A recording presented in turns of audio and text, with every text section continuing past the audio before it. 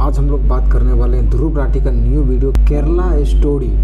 क्या ये फिल्म जो बनी थी वो सच है या झूठ है, या ध्रुव भाई जो बता रहे हैं वो सही है? चलिए हम सब पॉइंट ऑफ व्यू पे सब पे बात करेंगे इस वीडियो में। तो चलिए स्टार्ट करते हैं इस वीडियो को। सबसे पहले हम लोग ध्रुव राठी का वीडियो देखेंगे, क्या वो सही बोला या सिर्फ हमारे देश में दंगा करवाना चाह रहा है दूसरे देश में रह के, क्या है फैक्ट चलिए हम लोग जानते हैं। सबसे पहले चलिए इस वीडियो को देखते हैं, चलिए स्टार्ट करते हैं। नमस्कार दोस्तों, हाल ही में एक और नफरती प्रोपेगेंडा फिल्म मार्केट में आई थी। नहीं, मैं अभी वाली की बात नहीं कर रहा, मैं इससे पिछली वाली की बात कर रहा हूँ, केरला स्टोरी 2। इसमें वही घिसा पिटा नैरेटिव था, हर मुस्लिम को विलन दिखा दो और हर हिंदू लड़की को बेवकूफ भेड़ की तरह दिखाओ। लेकिन एक सीन बड़ा खास था जो बड़ा वायरल भी हुआ। फिल्म के ट्रेलर में एक हिंदू लड़की को जबरदस्ती बीफ खिलाते हुए दिखाया जाता है। इंटरेस्टिंगली कमेंट्स में भी यही डिस्कशन चल रही थी, किसी को परोटा के बिना बीफ देना क्राइम है। ये केरला स्टोरी नहीं, नॉर्थ इंडियन स्टोरी है। हमें परोटा बीफ कॉम्बो पसंद है। अब इमेजिन करो 100 हिंदू लोग एक कमरे में बैठे हैं, उनमें से कितने मांस खाते होंगे?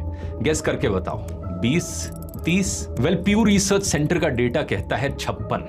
आधे से ज्यादा हिंदू नॉन वेजिटेरियन है और 45% ब्राह्मण भी नॉन वेजिटेरियन है। तो सवाल ये उठता है कि आइडिया कहां से आया कि असली हिंदू सिर्फ शाकाहारी होता है? कुछ हिंदुओं के लिए आखिर बीफ इतना सेंसिटिव इशू कैसे बन गया? इसका जवाब हजारों साल पुराने स्क्रिप्चर्स और हमारे इतिहास में छिपा है।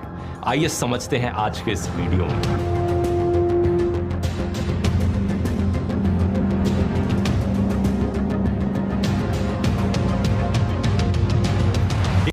लेकिन भाई जो बात है भाई, हमारे जो धर्म है हिंदू धर्म में, वो मतलब नॉनवेज को प्रीफर नहीं करता है। लेकिन पता नहीं यार ये कहाँ से फैक्ट ले आता है और समझ नहीं आता है। चलिए देखते हैं आगे ये अपने वीडियो में क्या क्या बताता है।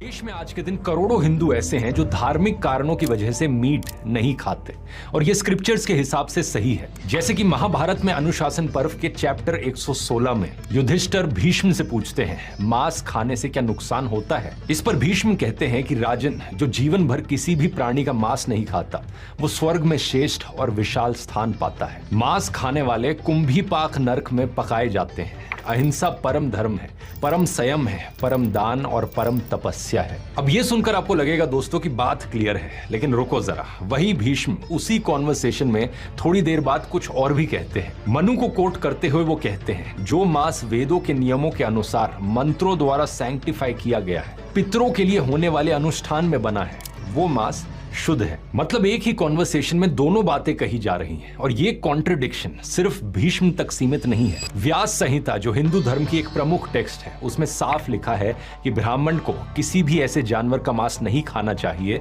जो रिलीजियस सैक्रिफाइस के अलावा किसी दूसरे पर्पस से मारा गया हो, और जब वह किसी धार्मिक समारोह में पुजारी के रूप में कार्य कर रहा हो तब ब्राह्मण को मांस खाना चाहिए। क्षत्रिय को देवताओं को और अपने पितरों को प्रसन्न करने के बाद मांस खाना चाहिए, और वैश्य अपने पितरों की पूजा करने के बाद खरीदा हुआ मांस खा सकते हैं। अब मनुस्मृति को देखो। मनुस्मृति के चैप्टर 5 वर्स 27 में कहा गया है कि आप मांस खा सकते हैं जिसे मंत्र से पवित्र किया गया हो, पानी से स्प्रिंकल किया गया हो। अब आप सोच रहे होंगे कि ठीक है, स्क्रिप्चर्स में थोड़े बहुत रेफरेंसेस मिल जाते हैं, लेकिन प्रैक्टिकली कौन खाता है? आज का जमाना अलग है, परंपराएं बदल चुकी हैं। ये बात डाइजेस्ट होनी काफी मुश्किल लगती है, लेकिन बात सच है। आज के समय में भी मांस खाना बहुत से ब्राह्मणों के कल्चर का हिस्सा है, और ये कोई छुपी हुई बात नहीं है। कोंकण क्षेत्र के कई सरस्वत ब्राह्मण मछली को समुद्र पुष्प कहते हुए मछली खाते हैं। उनका कहना है कि एक समय सरस्वती नदी सूख गई थी जिससे अकाल पड़ गया था, और केवल मछली ही उनके जीने का सहारा थी। बंगाली ब्राह्मणों में भी मछली खाना आम बात है, और मछली सिर्फ खाना ही नहीं बल्कि उनके रिचुअल्स का भी हिस्सा है। बंगाली शादियों में एक रिचुअल है तत्व रसम,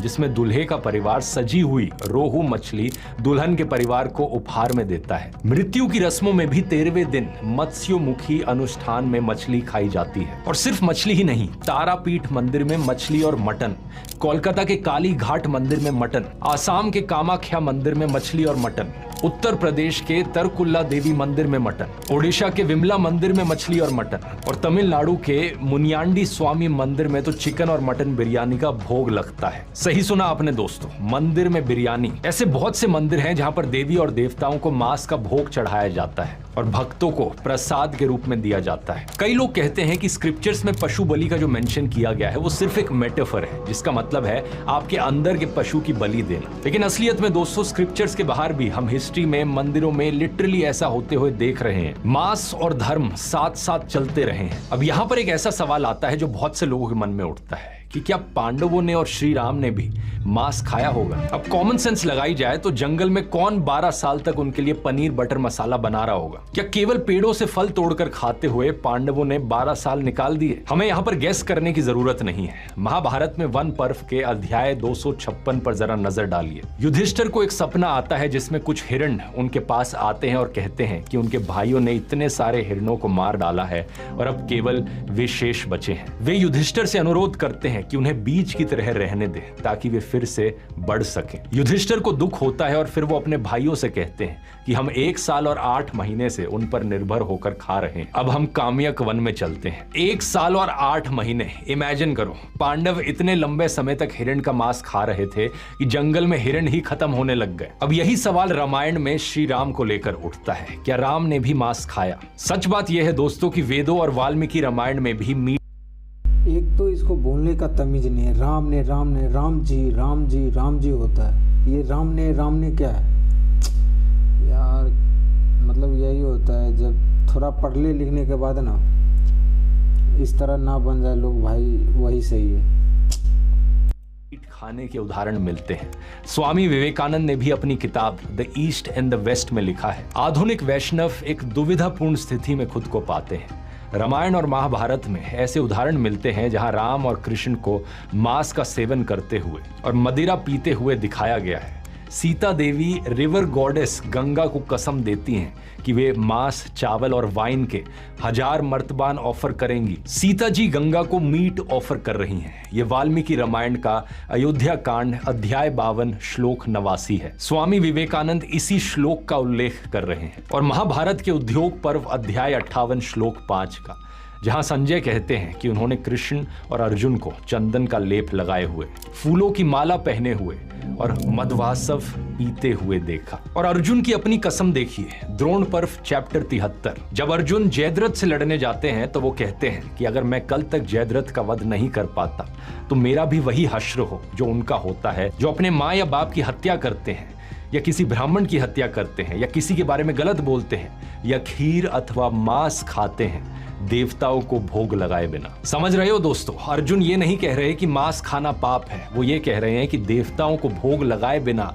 मांस खाना गलत है। मतलब मीट खाना नॉर्मल था, बस एक रिचुअल प्रोटोकॉल फॉलो करना था। अब आप में से जो लोग हिमाचल, मध्य प्रदेश, गुजरात, राजस्थान, हरियाणा जैसी स्टेट्स में रहने वाले हिंदू हैं, उन्हें यह सब सुनकर बहुत अजीब लग रहा होगा, क्योंकि इन सभी स्टेट्स में मांस को छूने से भी हमारा धर्म भ्रष्ट हो जाता है। और अर्जुन देवताओं को मांस का भोग चढ़ाने की बात कर रहे हैं। लेकिन बात यह है दोस्तों कि बहुत से मंदिरों में आज भी ऐसा होता है। वेस्ट बंगाल के दक्षिणेश्वर काली मंदिर और थनथनिया कालीबाड़ी मंदिर और केरल के प्रासनिक कड़ावू मंदिर में मछली का भोग चढ़ाया जाता है। और इसके अलावा रामायण के मैं कुछ और श्लोक भी बता देता हूं जहां मांस खाने के रेफरेंसेस है। कहीं आपको लग रहा हो वो पुराने 1-2 श्लोक चेरी पिक किए गए हो तो अयोध्या कांड में अध्याय 52 श्लोक 102, जहां राम और लक्ष्मण के एक बोर, एंटीलोप और हिरन का शिकार कर उनका मांस खाने की बात कही गई। अध्याय 96 के श्लोक 1 और 2 में रोस्टेड मीट की बात की गई है। सुंदरकांड के अध्याय 36 में जब हनुमान सीता जी के पास संदेश लेकर जाते हैं तो कहते हैं कि राम ना तो मांस खाते हैं ना ही मदिरा का सेवन करते हैं। यानी सुंदरकांड में राम का मांस नहीं खाना एक ऐसी बात है जो स्पेसिफिकली मेंशन की गई है।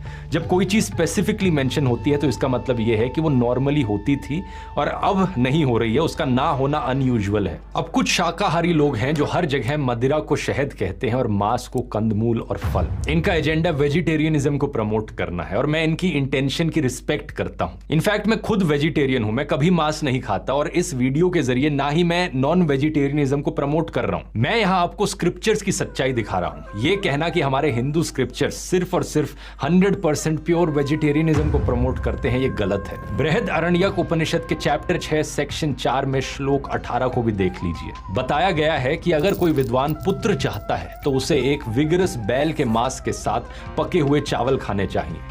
उसे और उसकी पत्नी को ये घी के साथ खाना चाहिए। और बात केवल स्क्रिप्चर्स की नहीं है, हमें यहाँ पर एक्चुअल हिस्ट्री में भी इसके एविडेंस मिलते हैं कि प्राचीन भारत में मांस खाना आम बात थी। चरक संहिता में कई बीमारियों के इलाज के लिए मांस खाना रेकमेंड किया गया है। लेकिन सबसे बड़ा सवाल जो यहाँ पर उठता है वो ये कि ये सब बदला कैसे, कब से और क्यों वेजिटेरियनिज्म को शुद्ध माना जाने लगा और मांस को अशुद्ध माना जाने लगा।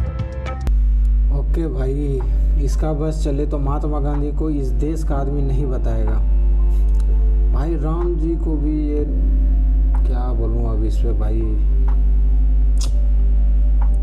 तो चलिए सबसे पहले इनका कमेंट बॉक्स चेक करते हैं, किस तरह से ये अपने कमेंट बॉक्स में यूज़र्स को मैनिपुलेट कर रहे हैं या यूज़र समझ पा रहे हैं या नहीं। चलिए इसके कमेंट बॉक्स में जाके देखते हैं। यहाँ पे एक बंदा लिखता है, this one's gonna be controversial for sure. इसके रिप्लाई में भाई बंदे क्या कर रहे हैं यहाँ पे देख लेते हैं। अंधभक्त will start crying, justifying your sins won't make the mature people cry. Don't worry, we can watch, laugh and then ignore the video, just like we ignore a kid saying that he saw a ghost. भाई हमको लगता है इसी के तरह से हम भाई इसका जो ऑडियंस है, मतलब हमको लगता है क्या 80% इसका ऑडियंस है ना पाकिस्तान से होगा भाई।